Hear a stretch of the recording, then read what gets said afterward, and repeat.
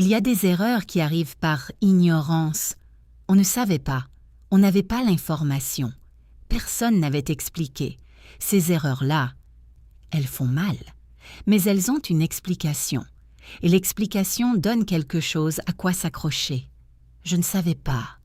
Et puis, il y a une autre catégorie d'erreurs, plus difficile, celle où on savait, où on aurait dû savoir, où l'information était là, où la prudence aurait suffi, où une question posée, une minute accordée, une lecture faite avant de signer, aurait tout changé. Ces erreurs-là, elles coûtent différemment, parce qu'elles portent avec elles quelque chose de plus lourd que la douleur. Elles portent la question « et si j'avais lu, et si j'avais demandé, et si je n'avais pas signé si vite ?»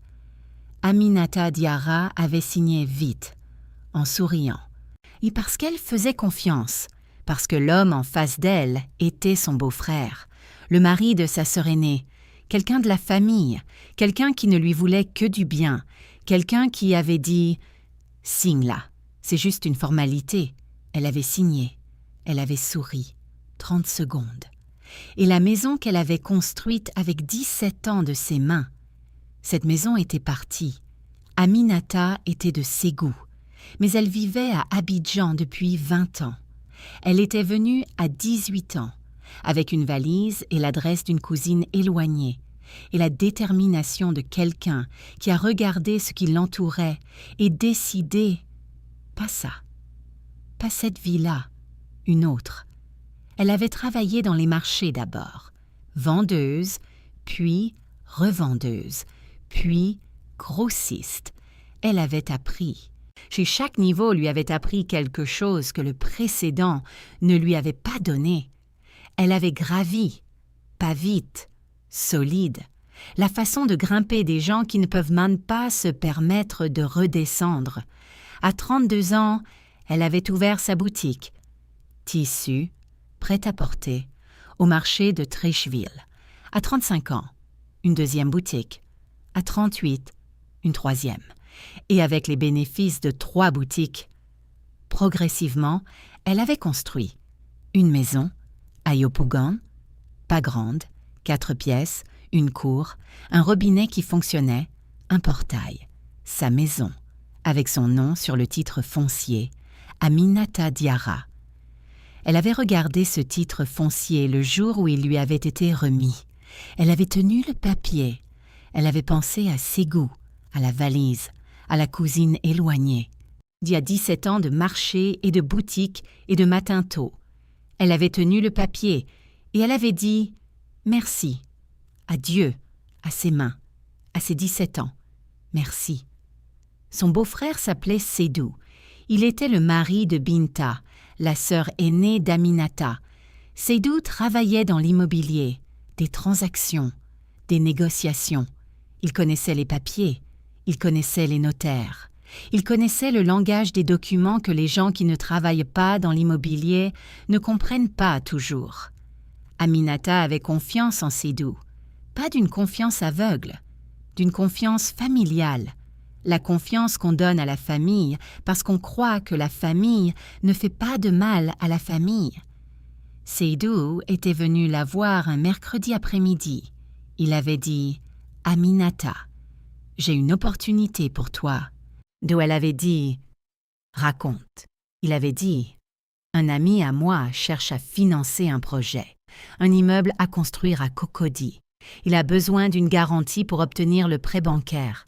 Si tu mets ta maison en garantie, juste sur le papier, il obtient le prêt. Il construit l'immeuble. Et en retour, il te donne un appartement dans l'immeuble. Un appartement d'une valeur 3 fois supérieure à ta maison. » Aminata avait écouté. Elle avait dit « Mettre ma maison en garantie ». Il avait dit « Oui, juste temporairement, le temps du prêt. La banque a besoin de garantie sur le papier. Mais en réalité, tu ne risques rien. Mon ami est solide. L'immeuble se construit. Le prêt est remboursé. Et tu récupères ta garantie plus l'appartement. » Elle avait dit, et si quelque chose se passe mal, il avait dit Rien ne se passe mal. Ah, je connais cet homme depuis 15 ans. C'est quelqu'un de sérieux. Et tu seras dans les documents, tu auras des droits. Elle avait réfléchi, pas longtemps. Elle aurait dû réfléchir plus longtemps. Elle avait dit « Tu penses vraiment que c'est sans risque ?» Il avait dit « Aminata, c'est moi qui te propose ça. Je ne te proposerai jamais quelque chose qui mettrait ta maison en danger. Tu es la sœur de ma femme, la sœur de ma femme. » Elle avait entendu ça et elle avait dit « D'accord. » Le rendez-vous était la semaine suivante, dans le bureau d'un notaire.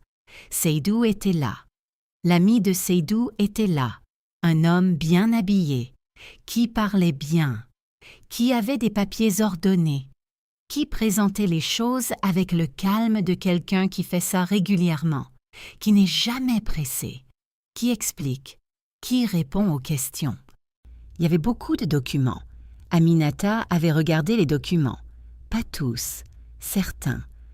Le langage était difficile, des termes juridiques, des références à des articles, des renvois à d'autres documents. Elle avait dit « Je dois tout lire avant de signer ». L'ami de Seydou avait dit « Bien sûr, prenez le temps ». Mais il y avait quelque chose dans l'air, une légère impatience, dissimulée, mais là. Et Seydou à côté, qui lui avait dit « C'est standard, c'est du langage juridique normal, tu n'as pas besoin de tout lire mot par mot ». Et elle avait regardé Seydou, le mari de sa sœur, qui avait dit « Je ne te proposerai jamais quelque chose qui mettrait ta maison en danger ». Et elle avait regardé les documents. Et elle avait fait quelque chose qu'elle regretterait longtemps. Oh, elle avait fait confiance à Seydou plutôt qu'aux documents.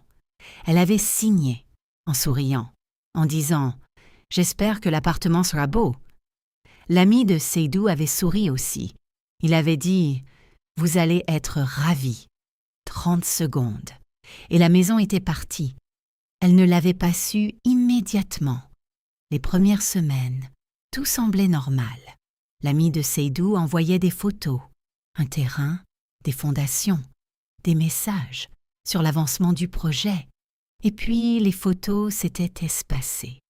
Les messages devenaient plus courts, puis plus rares. Puis il y avait eu un silence qui durait. Elle avait appelé Seydou. Il avait répondu. Il avait dit « Il y a eu un problème avec le financement. Rien de grave. Mon ami règle ça. » 1 mois plus tard, elle avait reçu un courrier de la banque, un courrier officiel. Oh, avec des termes qu'elle connaissait maintenant. Des termes comme « mise en demeure » et « saisie » et en propriété garantie. Elle avait regardé ce courrier. Elle avait appelé Seydou. Cette fois, il n'avait pas répondu. Elle avait appelé Binta, sa sœur. Binta avait décroché. Elle avait dit « Seydou m'a dit pour le problème. Il essaie de régler. » Aminata avait dit « La banque parle de saisie. » Binta avait dit « Seydou dit que ce n'est pas aussi grave. » Aminata avait dit « Binta, la banque parle de saisir ma maison. » Un silence. Binta avait dit « Je lui parle ce soir. » Ce soir n'avait rien changé, ni le lendemain, ni la semaine d'après. L'ami de Seydou ne répondait plus. Seydou répondait de moins en moins. Les chantiers s'étaient arrêtés. L'immeuble n'existait que sur des photos de terrain vides. Oh, et la banque. La banque avançait, avec ses documents et ses droits. Et les documents qu'Aminata avait signés, en souriant, en 30 secondes. Elle avait trouvé un avocat. Pas immédiatement. Trop tard. C'est ce qu'elle avait pensé d'abord. Trop tard.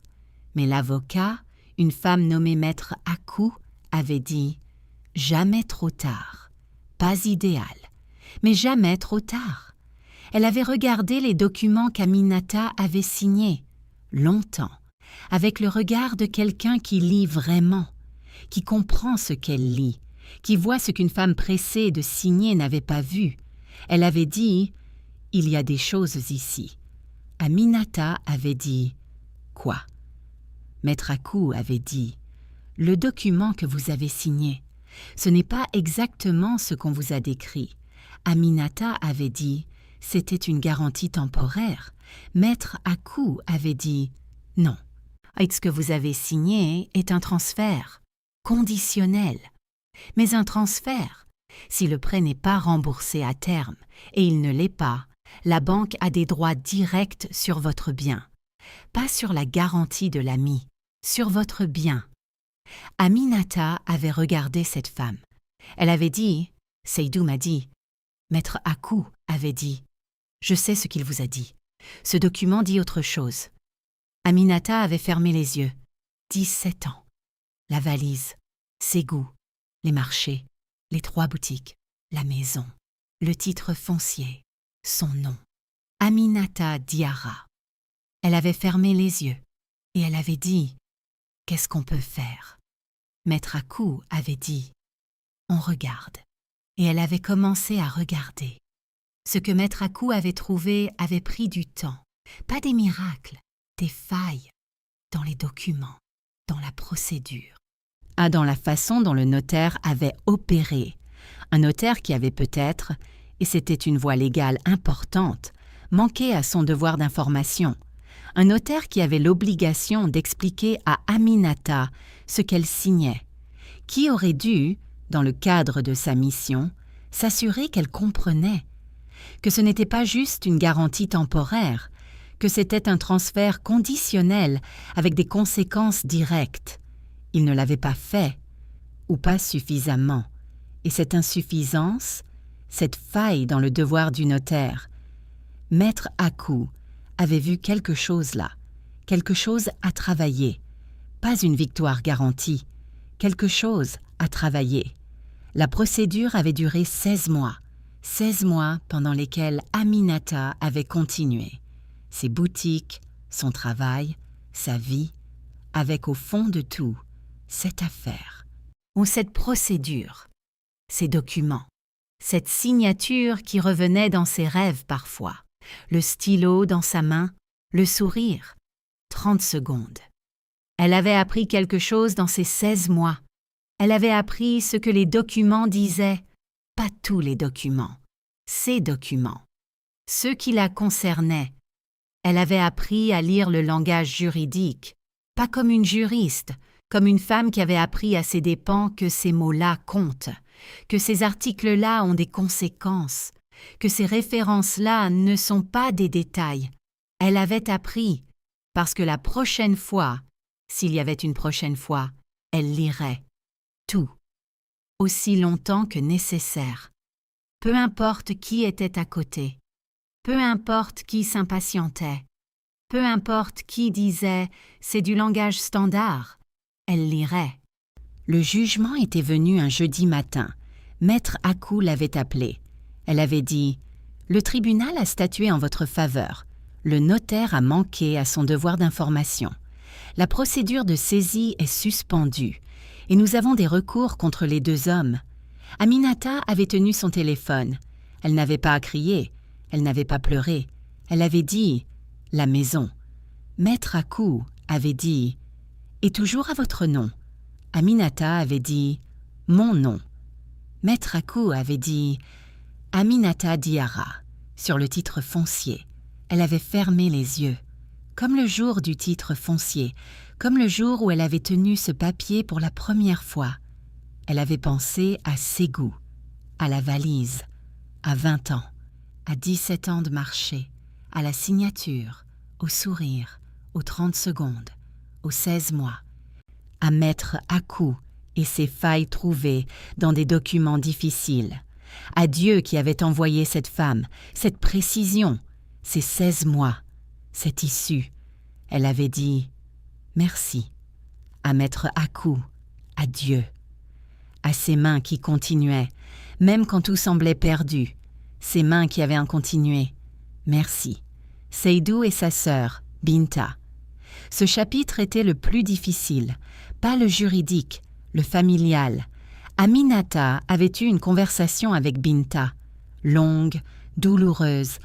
Binta qui disait « Il ne savait pas que ça irait aussi loin ». Aminata qui disait Il savait ce que je signais. Il était dans le bureau. Binta qui disait « Il croyait vraiment que l'immeuble se construirait ». Aminata qui disait « Peut-être ». Mais il savait que si ça ne se construisait pas, c'était ma maison qui disparaissait, pas la sienne. Le silence de Binta. Aminata avait dit « Je ne te demande pas de choisir. Tu es ma sœur. Il est ton mari. Ces deux choses sont vraies en même temps. Mais je te demande de savoir ce qui s'est passé vraiment. Pas la version de Seydou, la vérité. » Binta avait dit « Je sais ». Aminata avait dit « Et ». Binta avait pleuré. Elle avait dit « Je ne sais pas quoi faire avec ça ». Aminata avait dit « Moi non plus. Mais au moins, on se dit la vérité. » Elles étaient restées en silence. Deux sœurs, avec quelque chose entre elles maintenant. Quelque chose qui n'était pas là, avant le mercredi de Seydou. Quelque chose qui allait prendre du temps. Beaucoup de temps. Peut-être que le temps suffirait, peut-être pas. Elles ne savaient pas encore. Elles savaient juste qu'elles étaient encore là, toutes les deux, et que pour l'instant, c'était assez. Cette histoire nous enseigne 5 choses. Premièrement, lisez tout ce que vous signez, tout, sans exception. Peu importe qui est à côté, peu importe l'impatience dans l'air, peu importe le langage difficile. Vous avez le droit de prendre le temps qu'il vous faut, tout le temps qu'il vous faut. Si quelqu'un s'impatiente quand vous lisez, cette impatience est un signal. Les transactions légitimes attendent. Les transactions urgentes qui ne supportent pas votre lecture méritent votre méfiance. Lisez, toujours, tout. Deuxièmement, la confiance familiale n'est pas un substitut à la vérification personnelle. Seydou était la famille, et la confiance en Seydou avait remplacé la lecture des documents. Ces deux choses ne peuvent pas se substituer l'une à l'autre. Aimez votre famille. Faites confiance à votre famille. Et lisez quand même tout ce qu'on vous demande de signer. Ces deux actes ne se contredisent pas. Ils coexistent. La confiance pour la relation, la vérification pour les documents. Troisièmement, un notaire a des obligations envers vous. Il doit s'assurer que vous comprenez ce que vous signez. Si un notaire ne vous explique pas clairement, s'il permet que vous signiez sans comprendre, il a failli à sa mission. Vous avez le droit de lui demander d'expliquer chaque clause, chaque article, chaque conséquence. Exigez cette explication. C'est son travail, c'est votre droit. Quatrièmement, jamais trop tard pour chercher de l'aide juridique. Aminata avait cru que c'était trop tard. Maître Hakou avait dit « Jamais trop tard, pas idéal, mais jamais trop tard. » Si vous avez signé quelque chose que vous ne comprenez pas, et moi si vous avez signé sous pression, si les conséquences ne correspondent pas à ce qu'on vous avait décrit, consultez un avocat. Maintenant, pas demain. Les délais existent dans le droit. Et certaines choses peuvent encore être faites. Cherchez avant de décider que c'est trop tard. Cinquièmement, et c'est le plus important, Dieu est dans les failles des documents que vous n'avez pas lus. Aminata avait signé sans lire, et dans ces documents qu'elle n'avait pas lus, Dieu avait permis qu'il y ait une faille, une insuffisance du notaire, une chose qui n'avait pas été faite correctement. Et cette faille, 16 mois plus tard, avait sauvé la maison. Dieu ne garantit pas que vos erreurs n'auront pas de conséquences. Il garantit qu'il est là même dans les conséquences, qu'il prépare des issues dans des endroits que vous n'auriez pas pensé à regarder, dans des clauses juridiques, dans la précision d'une avocate, dans le devoir d'information d'un notaire. Il travaille avec ce qui est réel, avec les lois, avec les procédures, avec les gens compétents qu'il met sur votre chemin. Trouvez ces gens, consultez ces gens, laissez Dieu travailler avec eux pour vous. La maison qu'on vous a prise en 30 secondes, Dieu peut la faire revenir en 16 mois. Votre nom sur le titre foncier Il n'a jamais disparu, pas dans les registres de Dieu. Si cette histoire vous a touché, partagez-la avec quelqu'un qui en a besoin aujourd'hui. Abonnez-vous à notre chaîne et activez la cloche pour ne jamais manquer une histoire. Que Dieu vous bénisse. À très bientôt pour la prochaine histoire.